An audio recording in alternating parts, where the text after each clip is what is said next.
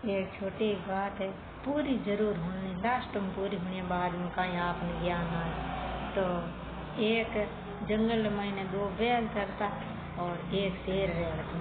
एक शेर दो बैल, तो शेर तो एक और बैल दो आ जाए। शेर भी कभी खाने हिम्मत नहीं हुई।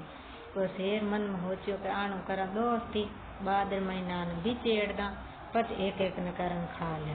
तो बिन इतनी दोस्ती करी, इतनी पूरी दोस्ती कारण पच बाण बैला ने इतना बिचेड़िया कि बैल आप शरीर महीने देखता ही यूं खाऊं पाड़ू, मतलब काटिए पाड़िया आऊं। बाण शेरा बैला ने बिचेड़ एन वो शेर है एक एक न करन दोना ने खाएगा।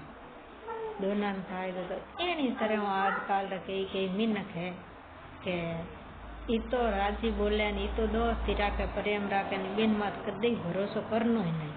क्यों क्या वो घर में की बिचड़न वास्ते प्रेम गले करे। घणो मीठो बोले ने बिन मत भरोसो नहीं करनो। घणो मीठो बोलना हृदय घाती होया करे। तो किनो इन मतलब दोस्ती नहीं करनी। हलो दोस्त यार मीठो बोले बिन मत कदी भरोसो नहीं करनो। वो एक एक न कारण दोनों देखियो खाना चाहे।